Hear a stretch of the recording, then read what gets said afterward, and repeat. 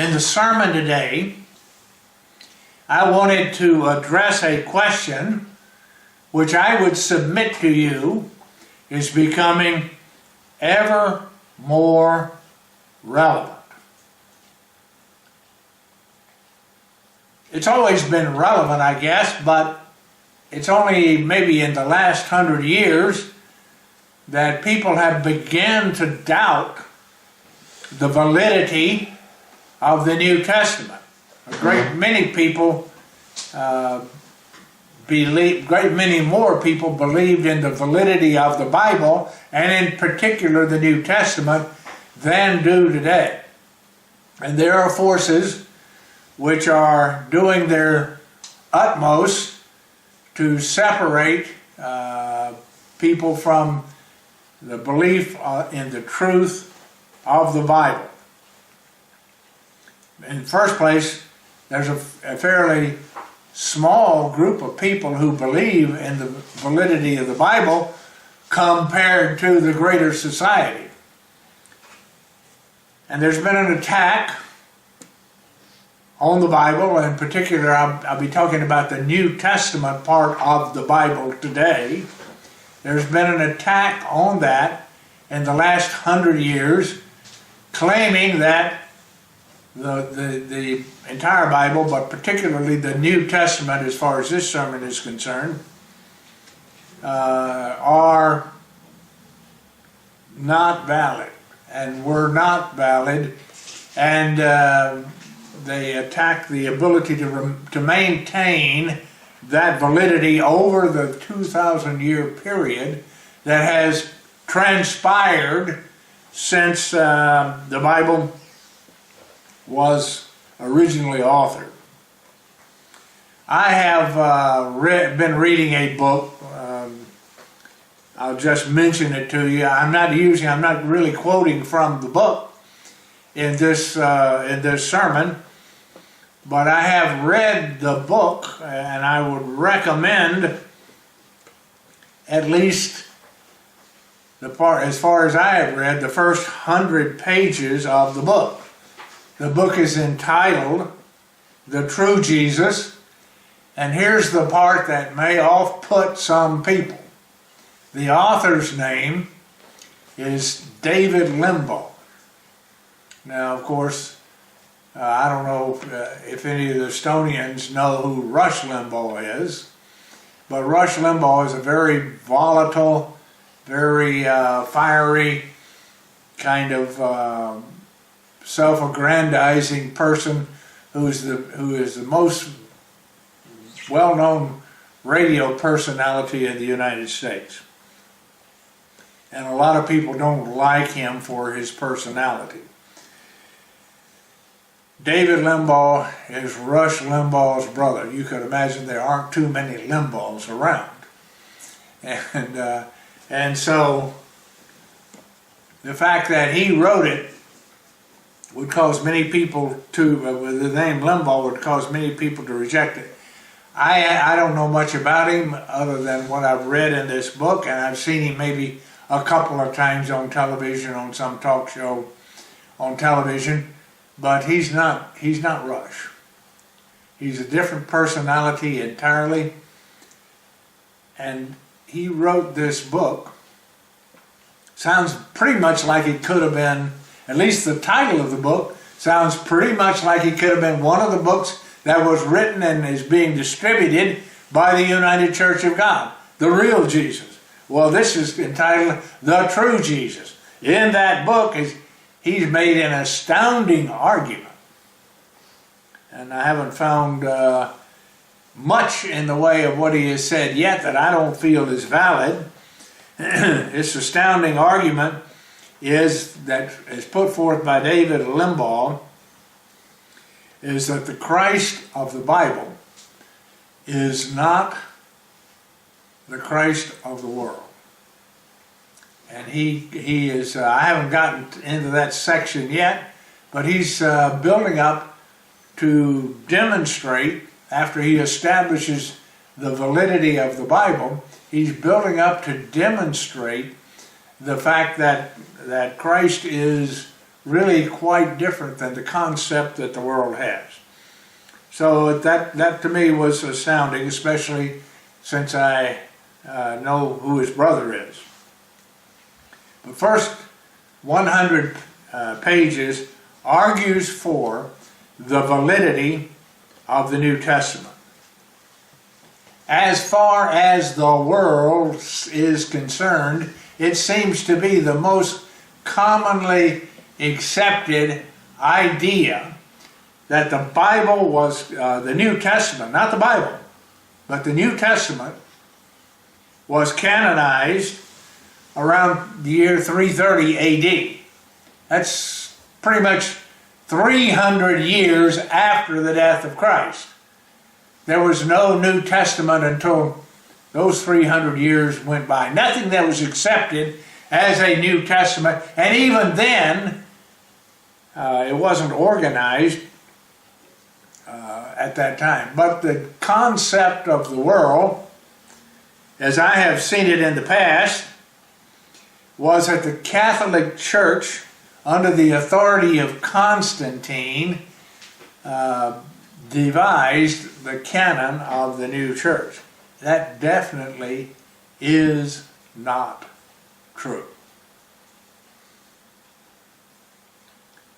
Central question of this sermon is going to be, what evidence do we have, or do we have any? What evidence, what if any evidence, do we have that the New Testament is true and valid as it was originally given to first century Christians?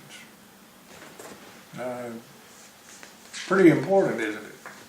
We're living our lives betting on the validity of the New Testament. So that's the central question. What I want to do in this sermon is to show that the New Testament canon, we'll talk about canons in a minute, is very accurate as it was originally produced, and to show the importance of that accuracy.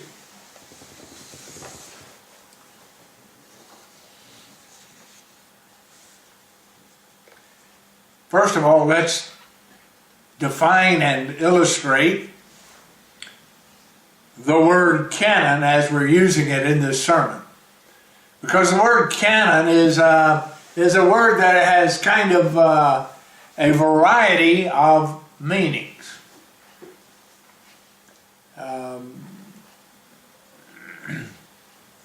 There we might say there are homonyms. I hope that Jackson, Mason, Talia, and Althea will be able to define for us the word homonym. And I see two of them, one in each congregation, jumped up and has started to recite to the congregation meaning of the word homonym. Well, that's a little joke. I don't think that's liable to happen, but it could. It could. What is a homonym? A homonym, or homonyms, I guess you can't have one homonym, but homonyms are words that sound alike but mean entirely different things. And Sergey and Valdor here cheated on you a little bit. They picked up the notes that I had printed out, and they were looking at the notes, and they found the word canon, and they were discussing a little bit with me some of the other meanings of the word canon. Probably the most common word everybody generally knows is a big gun. And I think it was Valdor, a ball, or was it Sergey that said a ball comes out of the end of the big gun. Well, they know that that's not really what we're talking about when we're talking about a canon here in this sermon. But those large guns were used for fighting wars and killing people. And we've been, I think Jackson and Mason have, I don't know if Talia and Althea have been to Gettysburg, where the Battle of Gettysburg was fought in probably 1863, or 1862. And there's a big field and an uprising area that goes up to the top of a ridge. And on the top of that ridge, the Union Army had installed their cannons. And the Southern general and his troops, Pickett was his name, charged across that field and tried to go up to the top of Cemetery Ridge and destroy the Union Army that was entrenched there. But they had these cannons there, and the cannons prevailed over the charge. Well, maybe if some of you are in the Buffalo area, maybe some of the forts there have cannons. I've been to several of the forts, but I don't remember cannons there. Maybe they do have them there. Probably they do on display. Another place that I thought of where guns as a cannon are widely thought of, when I was Jackson and Mason's age, I read several books by Robert Louis Stevenson. Robert Louis Stevenson wrote about subjects that had to do with seagoing. In fact, he wrote Treasure Island, which is an island in the Caribbean, and Davy Balfour, who was a central character. Kind of interesting to us because Hazel had a relative by the name of Daniel Melvin, or a close cognate of Melvin, that had was put on a ship. Now Hazel said 8 years old. She looked it up online and it said 10 years old. This is a true story. One of her ancestors was put on a ship, and he was a cabin boy on the ship at 8 to 10 years old. We don't know which one is valid. But he sailed across to the Caribbean, and the ship, using cannons that we think of, was sunk by Blackbeard the pirate. He jumped off the ship with another man. They swam to shore, and they had to take their clothes off to swim, and so they got to shore naked. And sometime later they made their way to a community, and they were able to survive there in North Carolina, from whence came Hazel. So, interesting story, similar to one of Robert Louis Stevenson's things, but that's one meaning of the word canon. There are other meanings of the word canon, cognates or homonyms having to do with the word canon. A canon is, for example, a recognized standard, say in music, and we can think of some recognized standards in music, especially in the area where we are now. Finnish musician Sibelius, he wrote a well-known composition known as Finlandia.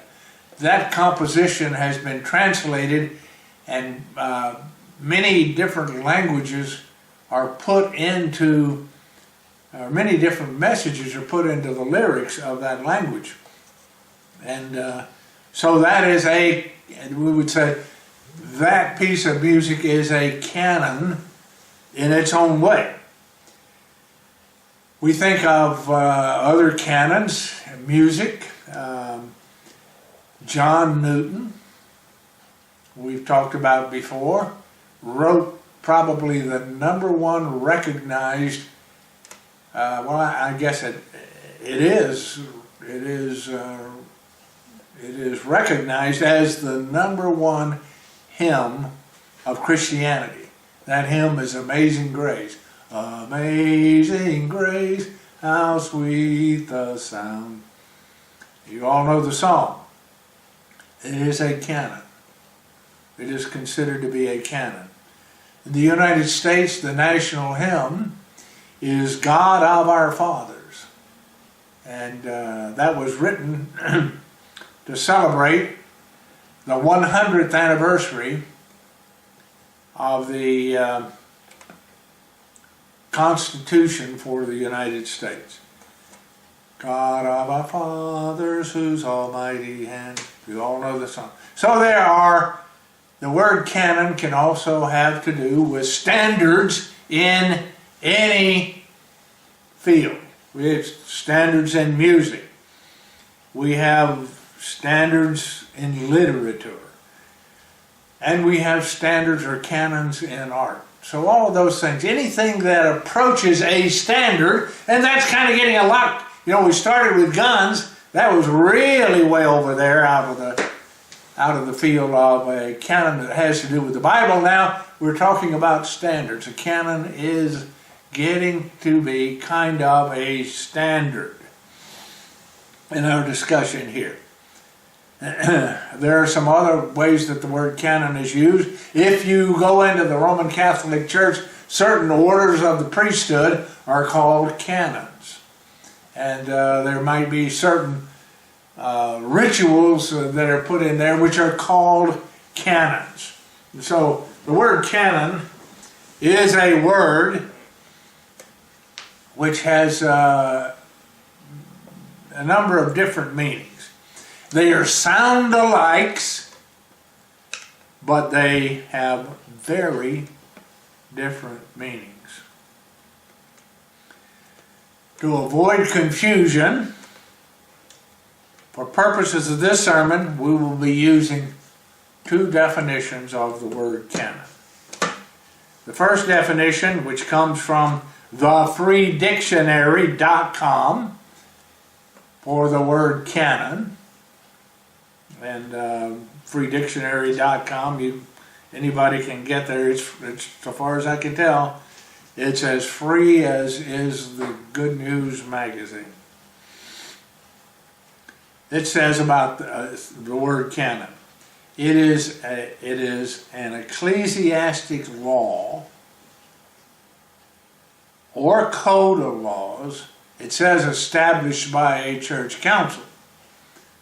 Now, from the information that I've gotten, it really, the canon of the New Testament really was not established by any church council. That's an interesting thing to look at, because any number of people think that the canon of the New Testament, the New Testament scriptures as we have them, were established by a council of the Roman Catholic Church about 330 years AD. And yet apparently not, because they have the notes from those councils, and there is no mention of a canon of the New Testament being established there.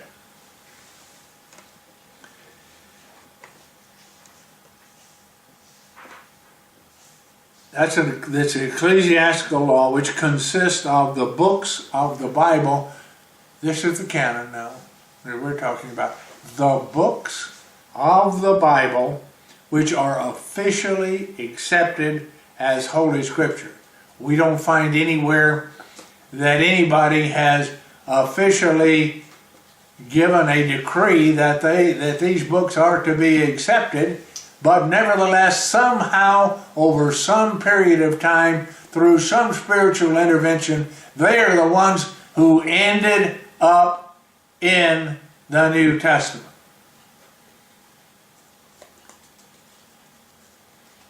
There are 27 books of the Bible, in the New Testament canon.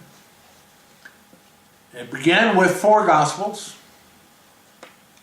and they conclude with the book of Revelation.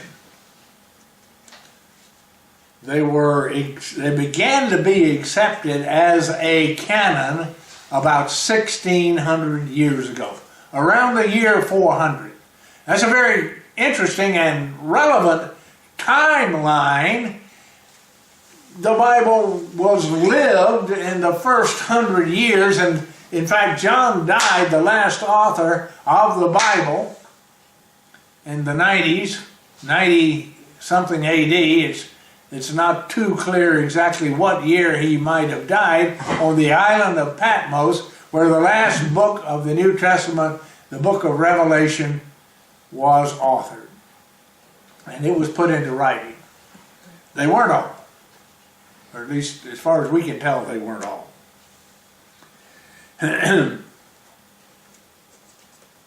So timeline is 1600 years ago, around the 4th century, or the end of the 4th century.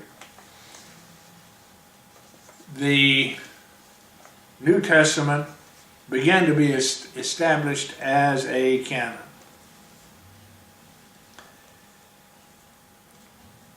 So the question is, we're considering, how can we know if what has been handed down to us 1600 years is a long time to be handing things down? A lot of people had their hands on it. A lot of copies were made, especially during maybe the first 1,000 years, by hand.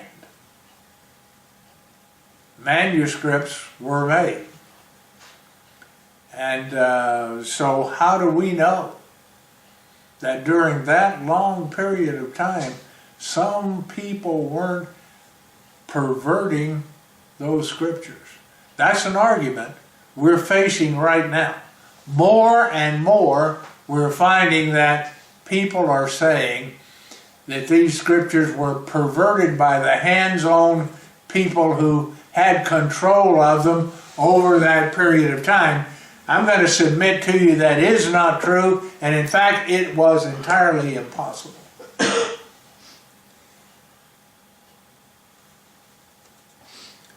So how can we know what is handed down to us is accurate? And so what if it isn't? You know, that's the way maybe you don't say so what so much in Estonia as we do in the United States. We say, so what?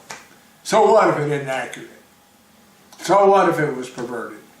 Well, most people don't believe it anyway, so what doesn't really matter. It's just a piece of literature anyway, as far as most of the world is concerned.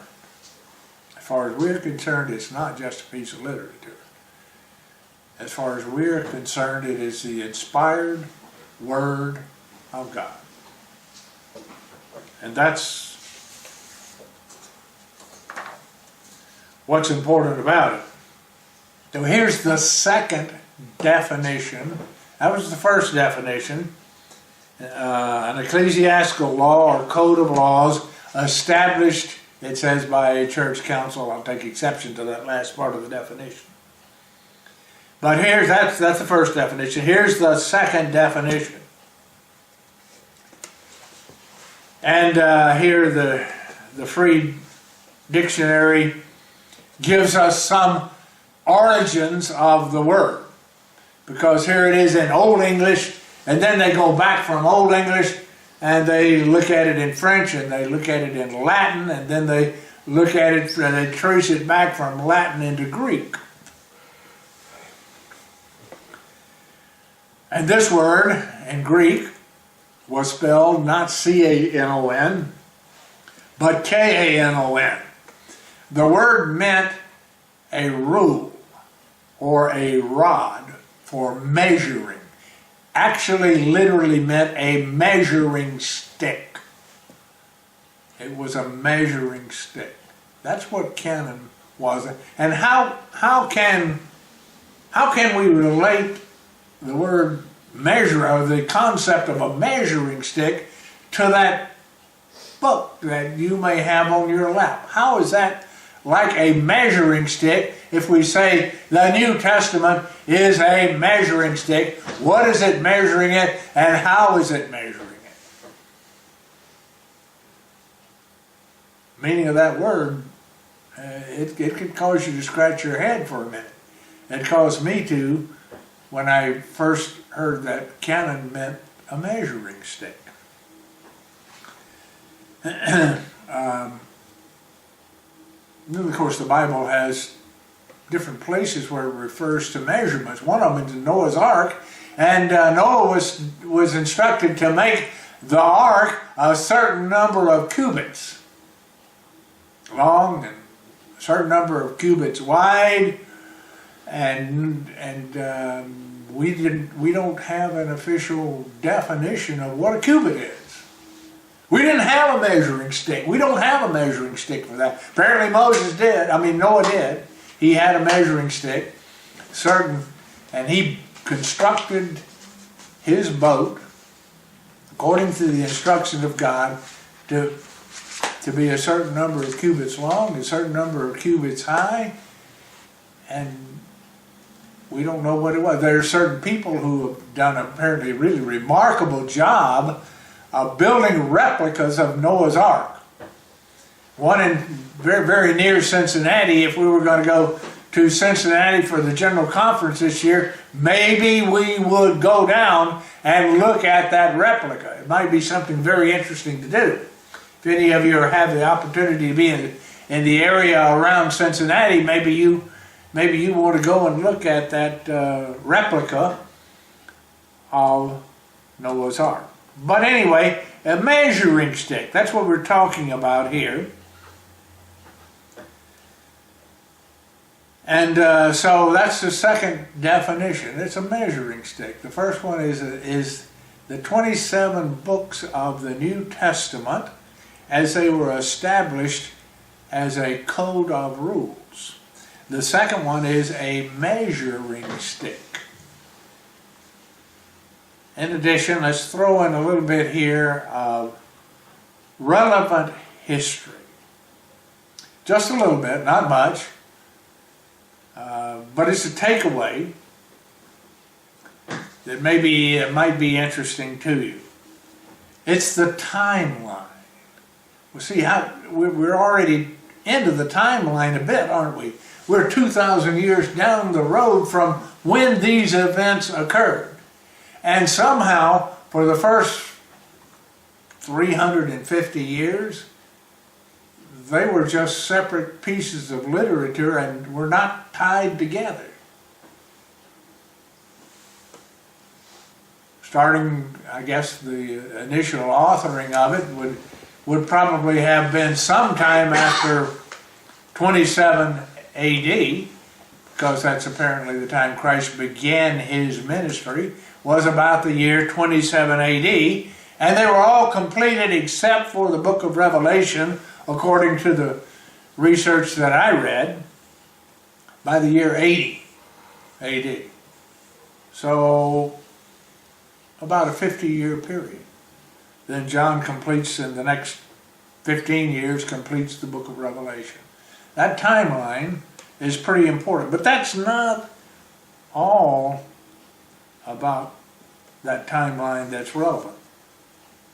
I took from the internet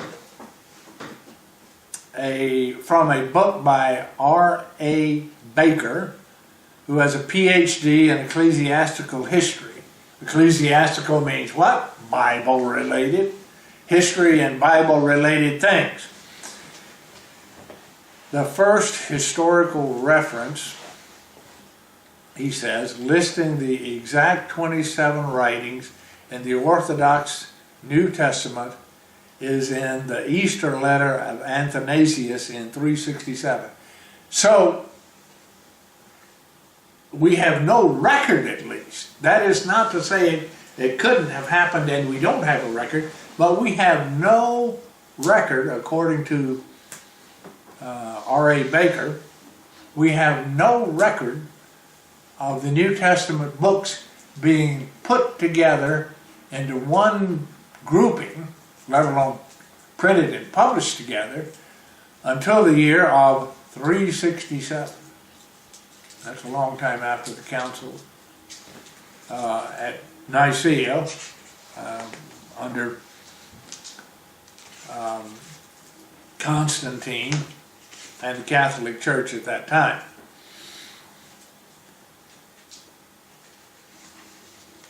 Development of these different pieces of literature, they weren't all books. We'll see that some of them were books, some of them weren't books. We call them books now, but they were letters. A lot of them were letters in the beginning. We see that it took 300 years for these books to begin to be assimilated and collected together into one grouping that became ultimately known as the New Testament, the canon of the New Testament. And then official recognition of it as the canon went on. It took some more time after that. Here's an amazing question in relationship to the timeline. Here's a really amazing question. How could these books, these letters, these pieces of information have survived, stayed alive, been available for 300 years without anybody officially sanctioning them? That in itself is amazing, isn't it? Especially when you consider there were no printing presses. You know, so if there were going to be written copies of them, they had to all be made by hand. Kind of amazing. You know, 300 years, well, we're be about going back to the year 1700. If somebody wrote letters about different things and sent them around, which I'm sure they did, how many of them still survive today, 300 years later? Kind of impressive when you think about it. No official sanction. Nobody was sanctioning them as the New Testament for 300 years, and then it's probably another 400 years before they're widely accepted as the canon of the New Testament.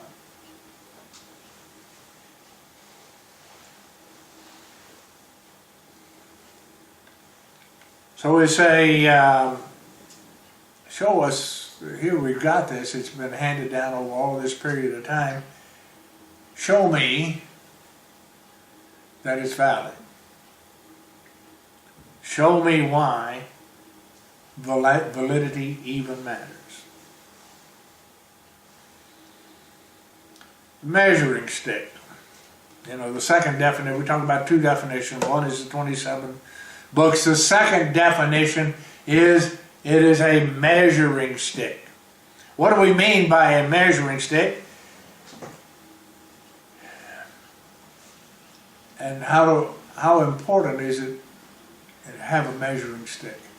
Whenever we build anything today, and I worked with a carpenter by the name of Andy Collier, whenever we built the Holloway's house. And we had one measuring stick that was relevant to us in building that house. I used that measuring stick to list on a piece of paper what he was supposed to do. He had the measuring stick and physically measured things according to the dimensions that I gave him on the piece of paper. But that measuring stick is very important. You know what the measuring stick is in the United States? I don't know if it's still in United Kingdom or not. But the measuring stick is King Henry VIII's foot. We say so many feet, and we took King Henry VIII's foot and we divided it into 12 equal parts. Those are inches, feet and inches. Andy Collier was the carpenter and I was the designer. We calculated the dimensions in feet and inches, put those dimensions on a piece of paper. If we hadn't had agreement on the measuring stick, we would have had a big mess, wouldn't we? We wouldn't have had anything that worked at all. The wall thickness is very different than normal, 16.5 inches on the wall. Depth of the footers, the whole house was built around a set of kitchen cabinets. Now, the reason the whole house was built around a set of kitchen cabinets is Ron and Lori went down to one of the building material places close by where they lived, and they found this really, really nice, very, very beautiful set of kitchen cabinets. And they were really priced right because the company was going out of business.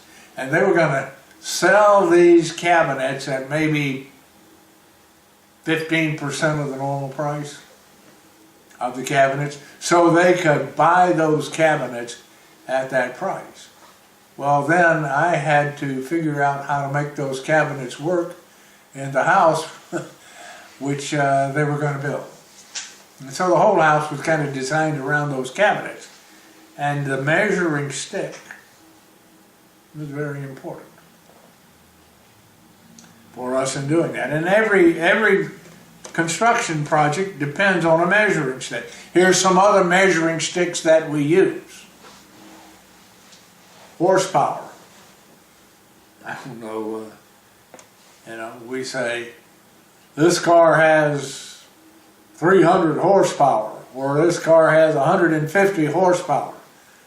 And for the most part it's a measuring stick, but we don't really know exactly what a horsepower is, most of us.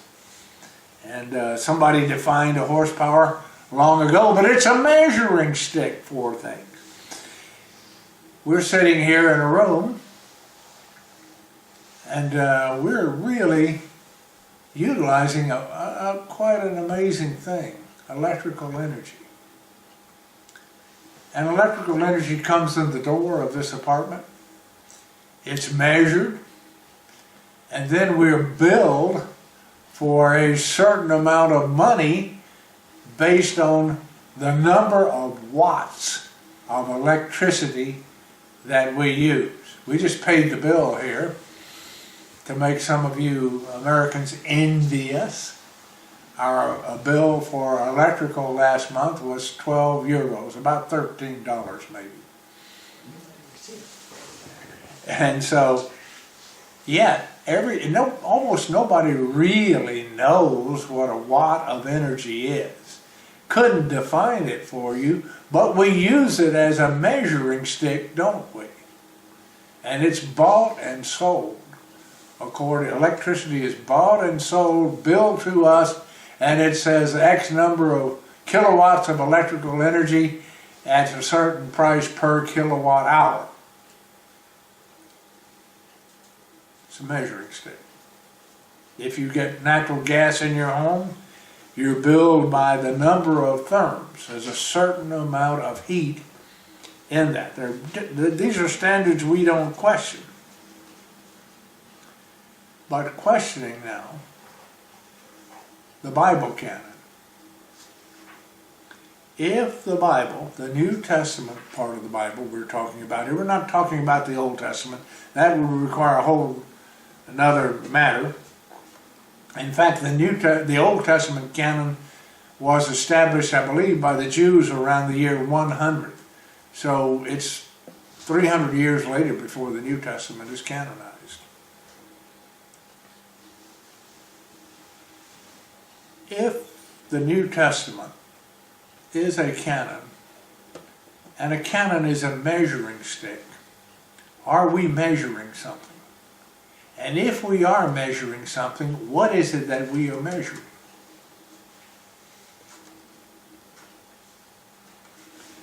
Number one answer I would say is ourselves. We're supposed to be, if that's a measuring stick, we should be measuring ourselves according to the standards that are established in that canon.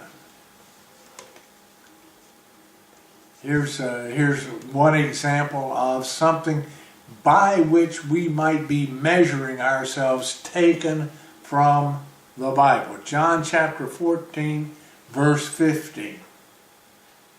If you love me, we say this every year at the Passover, if you love me, keep my commandments. That's an important graduation on this measuring stick that we have, isn't it? If you love me, keep my commandments. Or we could, of course, say the same thing from Matthew, maybe 22, I don't remember exactly where in Matthew, but it said, man comes to Christ and he says, good master, what thing must I do that I may inherit eternal life? First thing about that is he understood clearly he didn't already have eternal life. You know, that was the lie of Satan the devil, that we are eternal already. We have an immortal soul. But no, he came and he asked Christ, what good thing must I do that I may inherit eternal life? And Christ said to him, if you will enter into life, keep the commandments. It's just another way of saying the same thing that we find in this canon, this measuring stick. But what about, that's applying it, me applying that to myself personally and individually.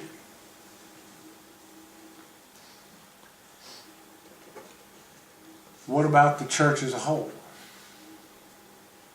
How is this canon measuring the church, our congregations, the church as a whole?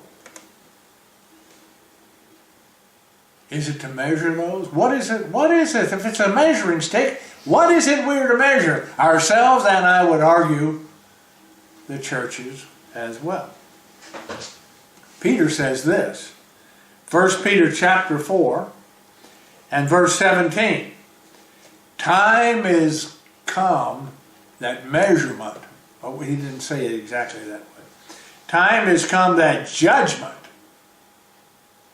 You know, if you're a builder and you're using a measuring stick, you've got to judge that distance that you're measuring out.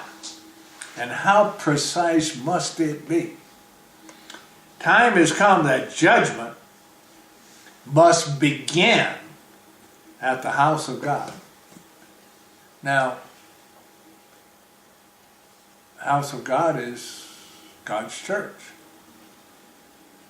Is it saying that all the world is under judgment? It isn't saying that, is it? It said judgment must begin at the house of God. And if it first begins with us, now Peter's writing to some churches, that if it first begins at us, that means that, you know, just not everybody yet, first begins with us. What shall the end be of them that do not obey the gospel of God? And he says in verse 21, hereunto were you called, and it requires a calling, to come to the knowledge of God, because Christ also suffered for us, leaving us an example that you should follow in his steps. If you walk down the hallway at the sauna area place that I go to called the Aura, they have these footprints along. Christ is saying, left us an example that we should follow in his footsteps. The canon of the New Testament is establishing footsteps that we should follow in. Those footsteps establish for us something to judge our motions and behavior by. It's a measuring stick. We have to measure ourselves compared to the much bigger footsteps of Jesus Christ. But it is a measuring stick for us. I'm going to try and go here fairly quickly through three different proofs that the New Testament canon is valid. The first proof has to do with numerology. Now, we talked about numerology in the sermonette, and the number 3, which it conveys to us the concept of something being completed. Now we have 27 different books in the New Testament.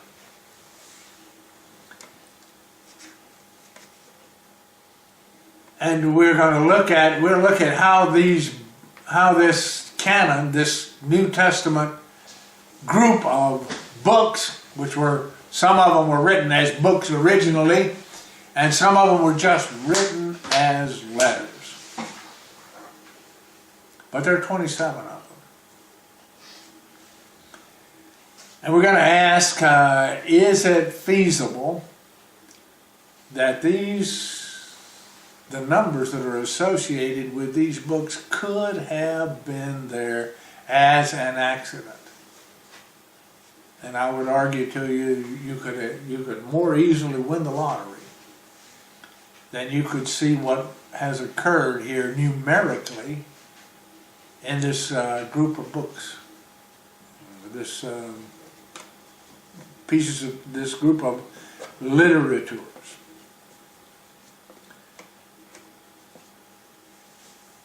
The number which repeatedly occurs in the organization of the New Testament canon is the number 3. There are 27 books. Now, that's interesting in itself. Before we started today, Sergei said, well, everybody doesn't recognize the book of Revelation. And that's true. In particular, the largest single professing organization of Christianity, the Roman Catholic Church, does not recognize the book of Revelation. Reason being, and they say this is the reason. I'm not saying something that they don't say themselves about themselves and about the book of Revelation. They say that Revelation chapter 17, which talks about the 7 hills and so on, it's not a very complimentary thing, should we say, that is written there. They acknowledge it's written about them. And for that reason, they throw that book out, because they think the book is invalid because of what it has to say, which they acknowledge what it has to say about them. So if you throw that book out, we don't have 27 anymore, do we? 27, by the way, I'm sure everybody probably has focused on that by now. 27 is a number that is divisible by 3.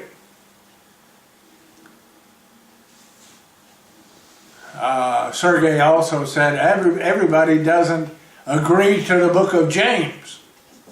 And that's true. I think Martin Luther had made a statement that the book of James was an epistle of straw. He didn't like the book of James because of the fact that James had a lot to say about works. And Martin Luther didn't like that. James and all of the Bible, New Testament Bible, does talk about works, but it also talks about grace. And you cannot earn your own salvation. Nevertheless, the book of James, if you threw it out, you wouldn't have 27 books anymore, would you? You'd have 26. Then all the things that seem to be compiling here with this number 3 would be changed entirely. Let's look at the number 27. And if we divide it by 3, we have 9. So we say, first category of books, 9 of them, are those which we would call the other writings. And other from what? Well, we'll get to that in a minute. The other writings consist of 4 Gospels. Matthew, Mark, Luke, and John. They are the 4 Gospels. Then we have 4 pastoral epistles. There are 4 books that are written to church pastors by the Apostle Paul. Those are 1st and 2nd Timothy, Titus, and Philemon. So those 4, along with the 4 Gospels, make 8. And we have one more book that we call the other, it fall into that group of the other writings. That's the book of history, the book of Acts. That gives you 9 books. That's one category. There are 9 epistles as well written to churches. The church epistles, 9 of them. We got 9 other books, 9 church epistles, and we're going to find out in a minute that we have 9 epistles to the Hebrews. Group of 9, a group of 9, a group of 9, 3 groups of 9 equal 27. 27 is a number that matches times those 3 groups, 9 in each category. It begins to be kind of amazing that these numbers were compiled up in that way. Too much of a coincidence to be a coincidence. But the 27 books can be reasonably, we're not forcing the matter. It just obviously can be organized into 3 stacks of 9. We got a stack of 9 here, stack of 9 here, stack of 9 there.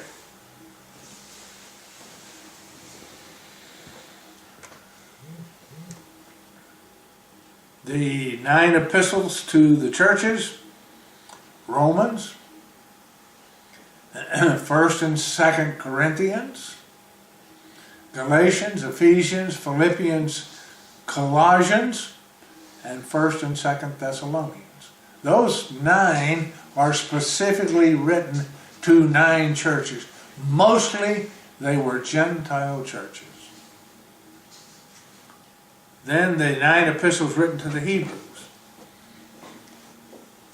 Book of Hebrews, James, 1st and 2nd Peter, 1st, 2nd, and 3rd John, Jude, and Revelation. So you have those 9 epistles written to the Hebrews. In a canon, what's the probability in the first place of just having 27 books? Yeah. Just at random, what would be the probability? Not very high. But given that you have these three sets of books, what is the probability that they can all be organized into groups of 9? Notice 3 is the number of completion. 3 is the number of completion. There are 3 complete stacks of 9 books.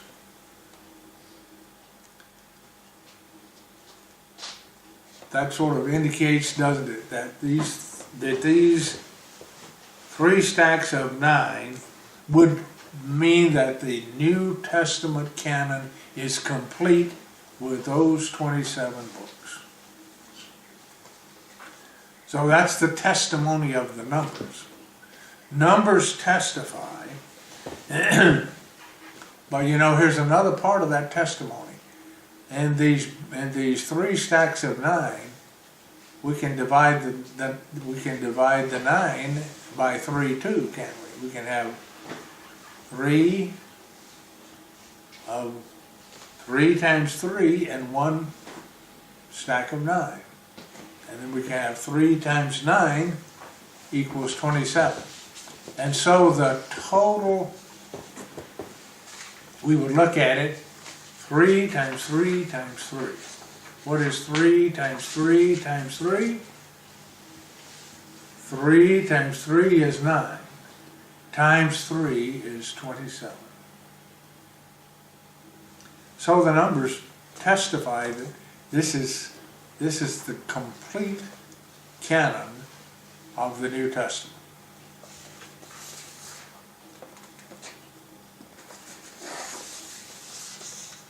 What's the possibility or the probability of having that happen?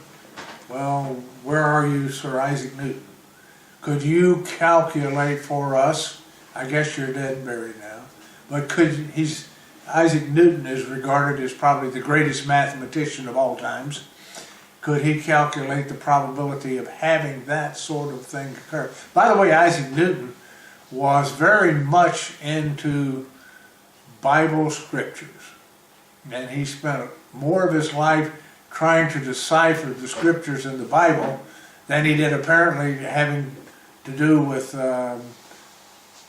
formulating the mathematical science of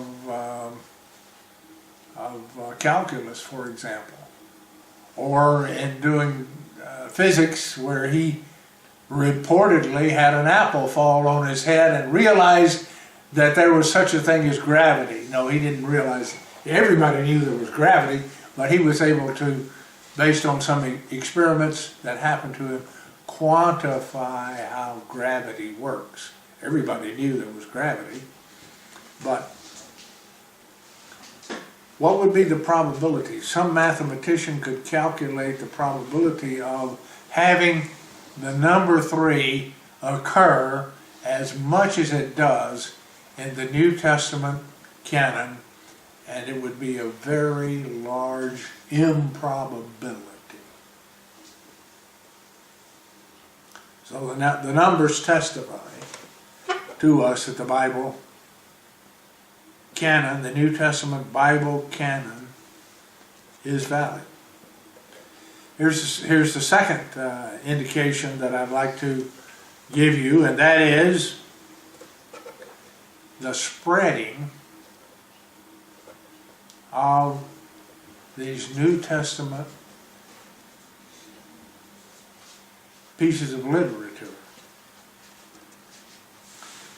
Just to give you a little bit of background before we actually get into that, writing was a very unusual skill in the first century. Not many people did very much writing at all. Reason being, there was no such thing as paper. And I don't know if they had any ballpoint pens either. So that made writing kind of a difficult skill to master. If they wrote anything at all, they had to write it on parchment, or on animal skins, or perhaps they did also write it on clay tablets. But the problem with writing on clay tablets, for example, was once you had dried the clay tablet, then you could never make any edits or changes to what you had written. It was there, and that's the way it was going to be. The other thing about clay tablets, they were maybe more accessible to use for writing than anything else, but they're easily fractured. And so those reasons, just practical reasons, establish why it was things are mostly not written at that time. And of course, you all know what old fogies are. Do you know what an old fogey is? An old fogey is a person who's outlived their time of life. I'm an old fogey. I've been alive for 75 years now. And as far as the younger people in life are concerned, somebody as old as I am, remembering the things the way they were done in the past is an old fogey. And so I guess we would say I was an old fogey. Well, here's the thing about old fogies when it came to writing. Nobody could write. Now, all of a sudden in the 2nd century, something like paper, parchment, or papyrus became available. So people were starting to write in the 2nd century for the first time. And the young people, I suppose, really took to this writing and developing this new skill, but the old people did not like it because it was not the way they had always done everything. The old fogies. You know, I had my own way. I had my own way of doing things when I grew up, and you get old and you get inflexible and you don't like to change. Well, here's how things were done then. It was a different time. How were things being communicated in the 1st century? Mostly by memory. Now, people would memorize one of these letters from Paul. They would memorize the book of Matthew. And they would go to other church areas and they would recite the book from memory. Now, I suggest to Jackson and Mason that they memorize something like the 100th Psalm. Make a joyful noise unto the Lord, all ye lands. Come before his presence with thanksgiving and into his courts with praise. And I'm trying to lean ever so slightly on them and get them to memorize a few of these things. They haven't seen anybody around them doing anything like that. They look at me like I've got two heads or 3 heads. They think this is ridiculous. And the notion that people could memorize the book of Matthew, take it to another church area, and recite it there for them, and teach somebody else to memorize it.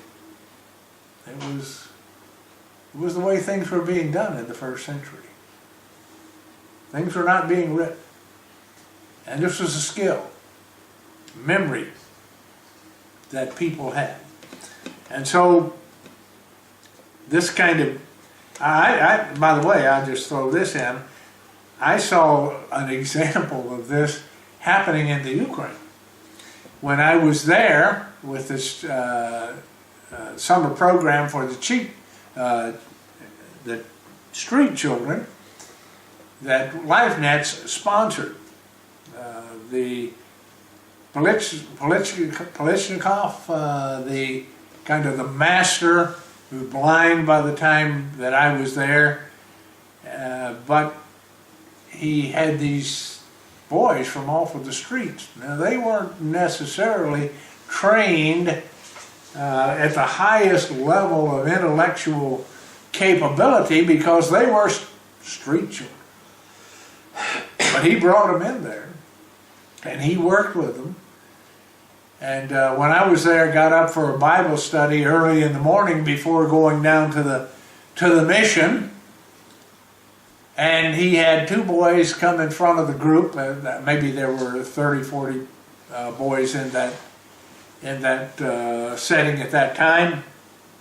And those two boys recite the book, the 8th chapter of the book of Romans. Quite impressive to me.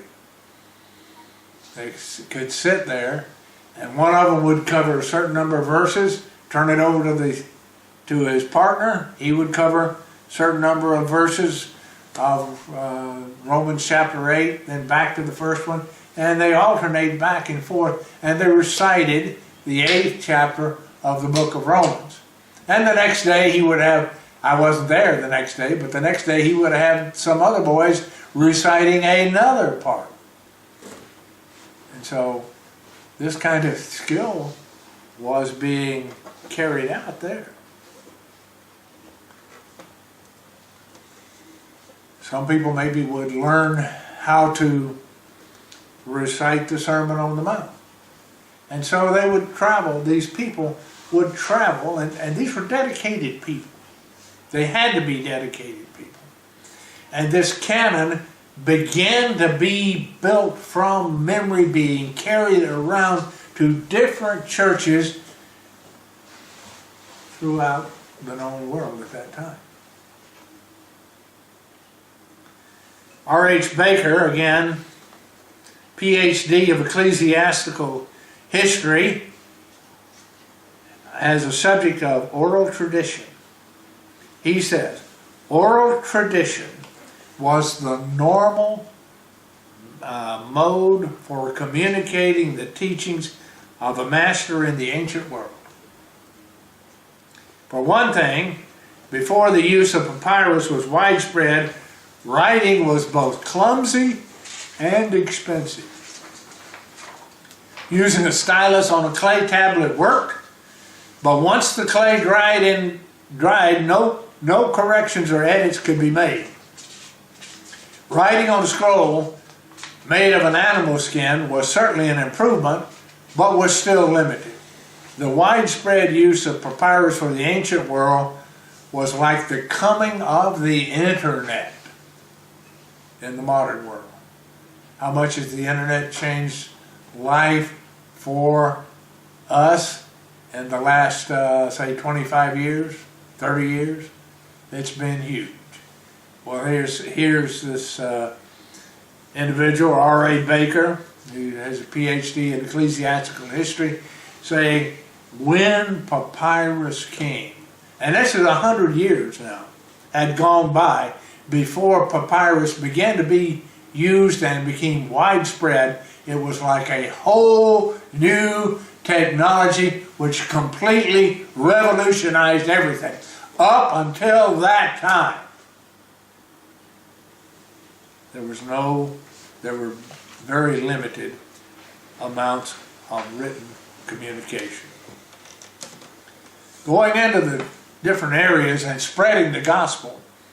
And Hazel and I make such a big sacrifice to come here to Estonia to help preach the gospel.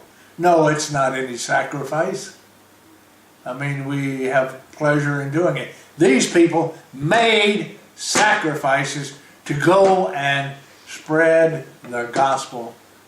They had to walk over these distances. They had to memorize things to be able to present them to other church areas.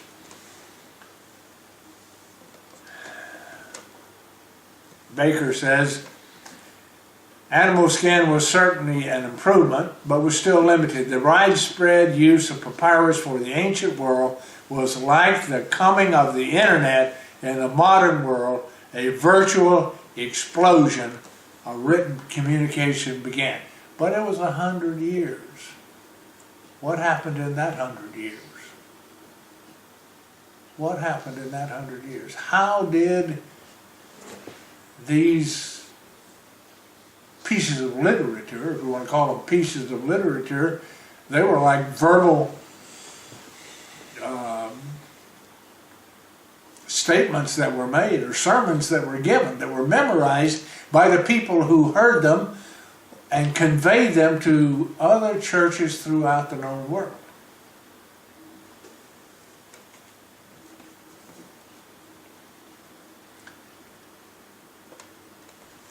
Papyrus, it says, in the 2nd century, persons in far-flung areas began to write down what they had learned from memory. But it only began in the 2nd century.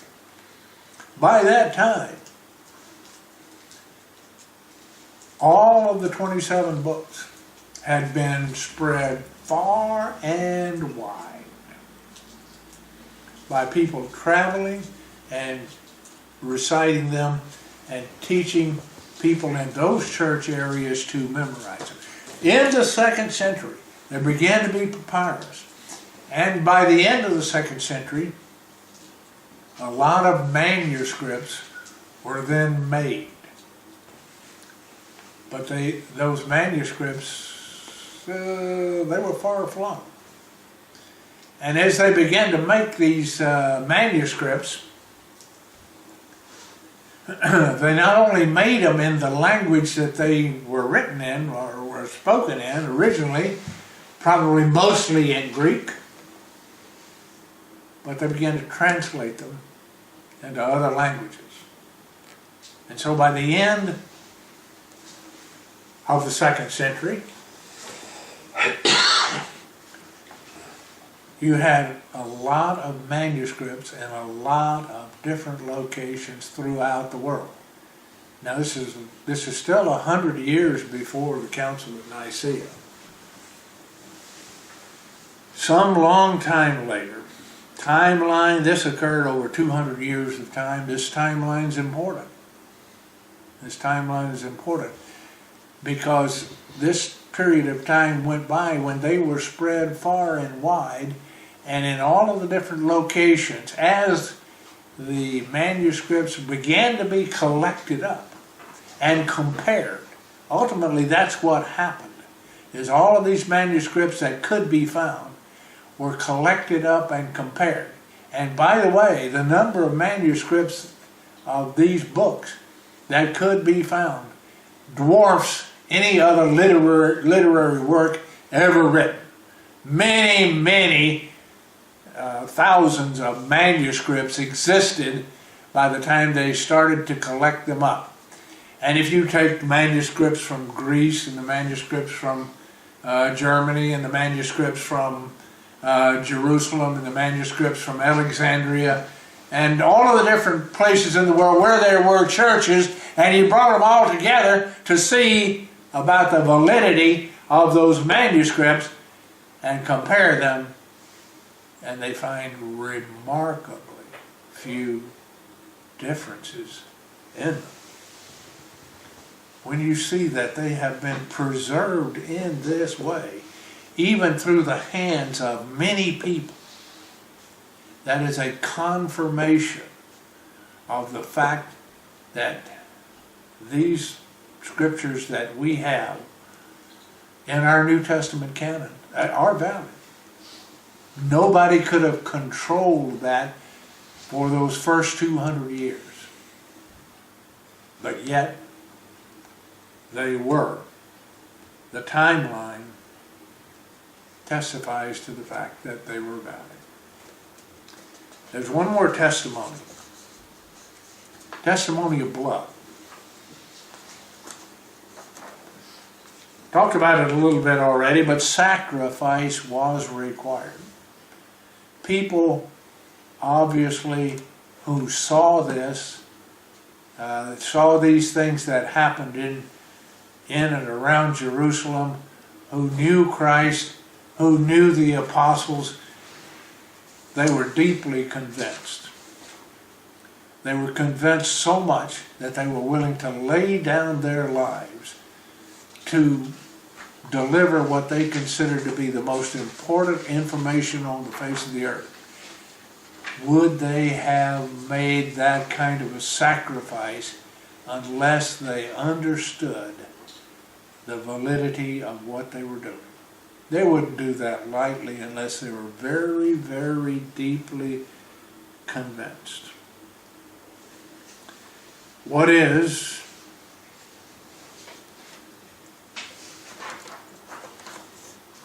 well, this is not written specifically about those people, but let's look at what Hebrews chapter 11 says for a minute. Talking about many of the Old Testament figures, Hebrews chapter 11 and verse 37 says, they were stoned. By the way, what happened to Stephen? They were sawn asunder, apparently a reference to Isaiah. They sawed him in two while he was alive. They were tempted. They were slain with the sword. Paul had his head chopped off by the Romans. They wandered about in sheepskins, goatskins, being destitute, afflicted, and tormented.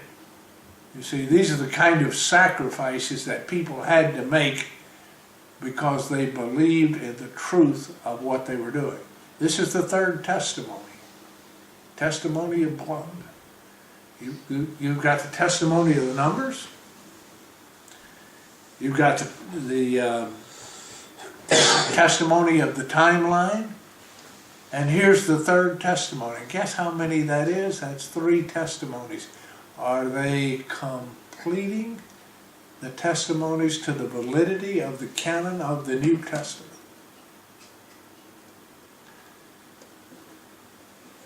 It says, of whom the world was not worthy, Hebrews 11:38. They wandered in deserts, in mountains, in dens, and caves of the earth.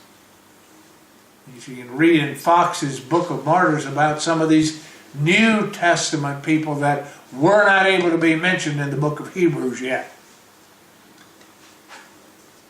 Martyrs, Fox's Book of Martyrs. James was thrown off of the tower at the temple in Jerusalem, and he was killed in that way.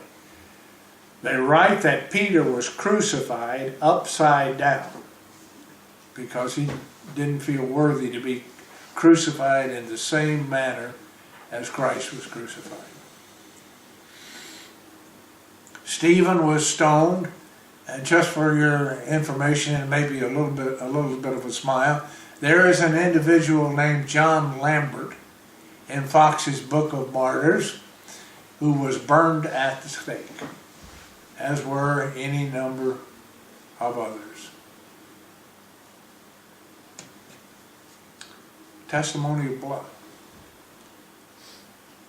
Revelation chapter 6 verses 9 and 10 talks about this testimony of blood. It says, when he had opened the 5th seal, I saw under the altar the souls of them that were slain for the word of God, for the testimony which they held.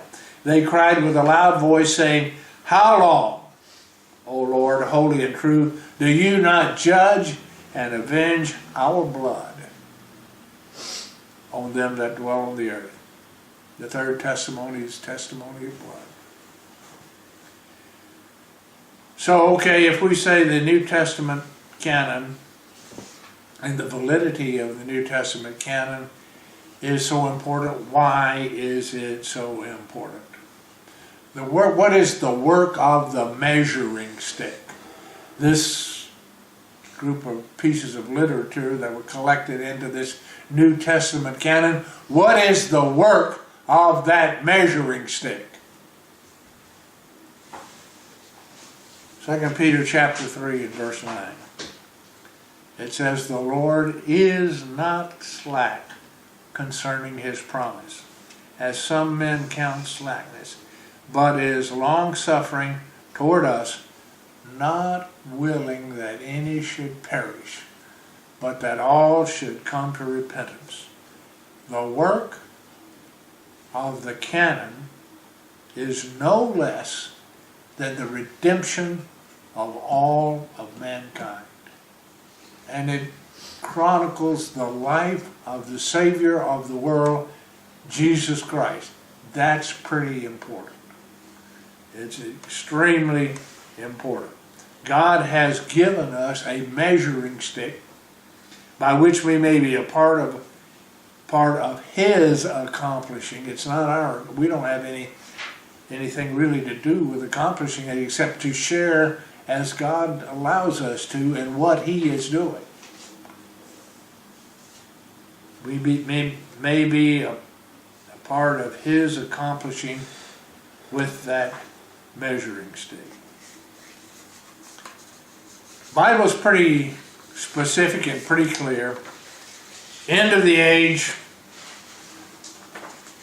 There's a spirit called Antichrist. 2 John chapter 1, verses 7 and 8, it says, many deceivers are entered into the world. Now this is already, not maybe 30 years John is writing this, after the death of Christ. 2 John chapter 1, verse 7, many deceivers are entered into the world who do not believe or do not confess that Jesus Christ is come into the flesh. Well, many of them were coming into the church already then, and now it has become huge. Especially in modern Christianity.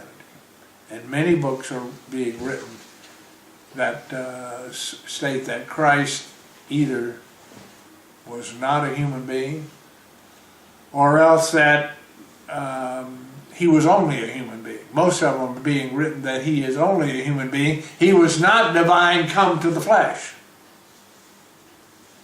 Many deceivers entered into the world who do not confess that Christ has come in the flesh. This is a deceiver and an antichrist. Look for yourselves that we do not lose those things which we have wrought, but that we receive a full reward. Reading and knowing this measuring stick is critically important to our future so that we are not deceived. Mr. Salt Leader.